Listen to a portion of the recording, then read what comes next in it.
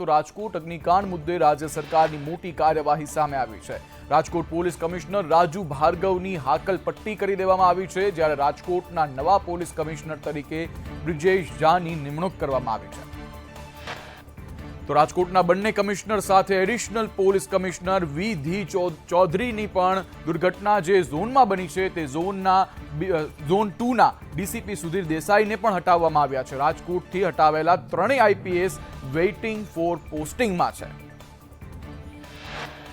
તો 3 આઈપીએસની બદલી સાથે 3 પોલીસ ઇન્સ્પેક્ટરને સસ્પેન્ડ કરવામાં આવ્યા છે। રાજકોટ ઝોન 2ના ડીસીપી તરીકે જગદીશ બાંગરવાના મુકાયા હતા, તો મહેન્દ્ર બગડિયાને એડિશનલ કમિશનર તરીકે નિમણૂક કરવામાં આવી છે, જ્યારે રાજકોટ અગ્નિકાંડની તપાસ પૂર્ણ ન થાય ત્યાં સુધી તેઓને પોસ્ટિંગ નહીં આપવામાં આવે। 3 આઈપીએસ અને 1 આઈએએસની બદલી સાથે અગ્નિકાંડ મુદ્દે જવાબદાર 7 અધિકારીઓ સસ્પેન્ડ કરવામાં આવ્યા છે। આરએનબી કોર્પોરેશન અને ફાયરના અધિકારીઓ પર રાજ્ય સરકાર દ્વારા તવાઈ બોલાવવામાં આવી છે। તો માર્ગ મકાન વિભાગના 2 ઇજનેરને સસ્પેન્ડ કરાયા છે। કાર્યપાલક ઇજનેર એમઆર સુમા સસ્પેન્ડ કરાયા છે। તત્કાલીન મદદનીશ ઇજનેર પારસ કોઠડિયાને પણ સસ્પેન્ડ કરવામાં આવ્યા છે।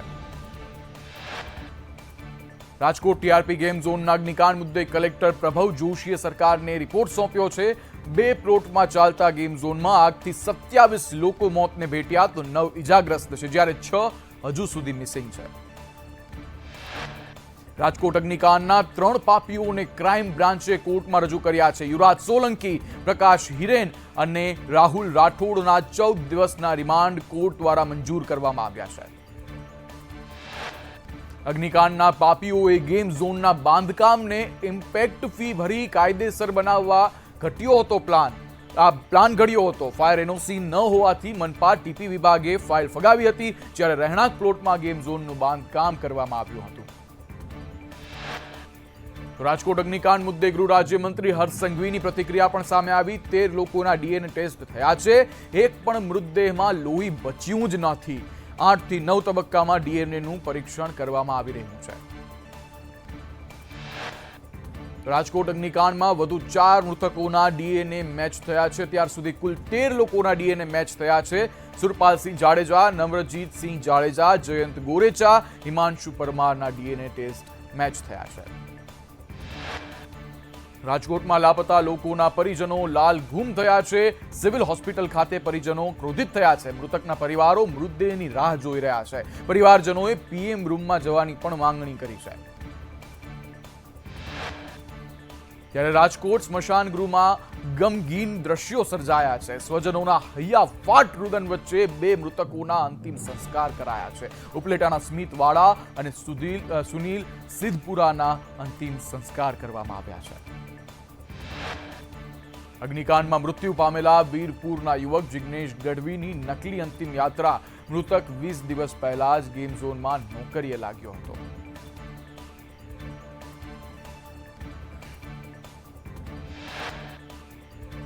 રાજકોટ ઘટના સ્થળ પર પહોંચી એફએસએલની ટીમ। વધુ પુરાવા એકત્ર કરવા માટે એફએસએલની ટીમ હાજર થઈ ચૂકી છે।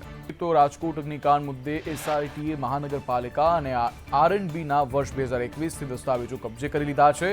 ફાયર એનઓસી અને મંજૂરીઓ અંગેના દસ્તાવેજો પણ કબજે લીધા છે। અગ્નિકાંડને લઈને એસઆઈટીની તપાસ તેજ બની છે। એસઆઈટી રાજકોટ મ્યુનિસિપલ કમિશનરની પૂછપરછ કરી છે। રાજકોટ પોલીસ કમિશનરની પણ પૂછપરછ કરવામાં આવી છે। અગ્નિકાંડની તપાસને લઈને થઈ છે એસઆઈટીની રચના। કોંગ્રેસે અગ્નિકાંડ મુદ્દે ભાજપના નેતાઓની માલિકો સાથે સાંઠગાંઠનો ગંભીર આરોપ લગાવ્યો છે। આરોપીઓ ભાજપ સાથે મળેલા હોવાનો કોંગ્રેસનો આરોપ। પૂર્વ મેયર પ્રદીપ ડવની ભૂમિકા અંગે પણ સવાલ ઉઠ્યા છે। કોંગ્રેસે આરોપ લગાવ્યો કે પૂર્વ મંત્રી અરવિંદ રૈયાણી અને પ્રદીપ ડવ અને ભાજપના મહામંત્રી કિશોર રાઠોડે ગેમ ઝોનની મુલાકાત લઈ આવ્યા છે। ભાજપના નેતાના ફોટા સોશિયલ મીડિયામાં વાયરલ થઈ રહ્યા છે। કોંગ્રેસે કહ્યું, નેતા અને અધિકારીઓ પોતાની જવાબદારીઓ નિભાવે।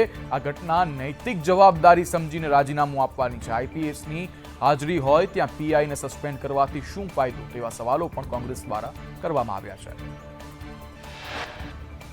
રાજકોટ અગ્નિકાંડ મુદ્દે કોંગ્રેસના આક્ષેપો પર પૂર્વ મેયર પ્રદીપ ડવનો ખુલાસો થયો છે। કહ્યું, હું ગયો ત્યારે ગેમ ઝોન નહોતું, તે સમયે ત્યાં કાર એક્સપો હતો. મારા લોકેશનની માહિતી પણ કઢાવી શકો છો. પ્રદીપ દવે કહ્યું, મારા કાર્યકાળ સમયે ખુલ્લી જગ્યામાં ગેમ ઝોન હતું. આ સ્ટ્રક્ચર છેલ્લા 1 વર્ષથી ઊભું કરાયું છે. જે પણ જવાબદારો હોય તેમની સામે પગલાં લો. તો કોંગ્રેસના આક્ષેપ પર અરવિંદ રૈયાણીએ બચાવ કરતા કહ્યું, કોઈ પદ પર હોઈએ તો આમંત્રણ આવતું હોય તો બધે જ જતા હોઈએ. એક્સપોમાં ગયા હતા, અમે ગેમ ઝોનમાં નથી ગયા. કોંગ્રેસ રાજકારણ ના કરે. તો રાજકોટ અગ્નિકાંડ સુઓ મોટો પર કોર્ટની નોંધ લેવામાં આવી છે. ગુજરાતમાં ફાયર સેફટીનો અભાવ હોવાનું કોર્ટે નોંધ્યું છે. હાઈકોર્ટે રાજકોટ મનપા કમિશનરની બેદરકારીથી અગ્નિકાંડ થયો છે તેવું કહ્યું છે. આગમાં લોકોના જીવ ગયા અને તંત્ર ઊંઘતું રહ્યું. જેસીબીથી તંત્ર પુરાવાનો નાશ કરી રહ્યું હોવાની હાઈકોર્ટ નોંધ લીધી છે અને પૂછ્યું કે શા માટે મનપા આવું કરે છે. તેનો જવાબ આપે. પરિવારજનોને ગુમ લોકો મળી રહે તે દિશામાં કાર્યવાહી માટે પણ આદેશ આપવામાં આવ્યા છે. રાજકોટ અગ્નિકાંડ મુદ્દે હાઈકોર્ટે ઓર્ડર જાહેર કર્યો કે સુપ્રીમ કોર્ટની ગાઈડલાઈનનું પાલન કરવામાં આવે. ફાયર સેફટીની પ્રથમ પ્રાયોરિટી રાખવી. ફાયર સેફટી માટે અધિકારીઓની જવાબદારી નક્કી કરવામાં આવે. તો હાઈકોર્ટે આદેશ કર્યા છે કે હેલ્થ સમાન ફાયર સેફટીને પ્રાયોરિટી આપો. ફરજ પર બેદરકારી રાખતા અધિકારીઓને તાત્કાલિક સસ્પેન્ડ કરો. અને સુરત, વડોદરા, અમદાવાદ મનપા કમિશનરને હાઈકોર્ટે નોટિસ પણ ફટકારી છે. ફાયર સેફટી મુદ્દે મનપા કમિશનરે શું પગલાં લીધા તેના જવાબ રજૂ કરવા માટે પણ હાઈકોર્ટે આદેશ કર્યો છે. આગ લાગે તો કેવી રીતે બચી શકાય તે માટેના પ્રયાસ પણ મનપા કમિશનર કરે. ફાયર સેફટીની PIL પર કોર્ટના નિર્દેશનું પાલન થાય.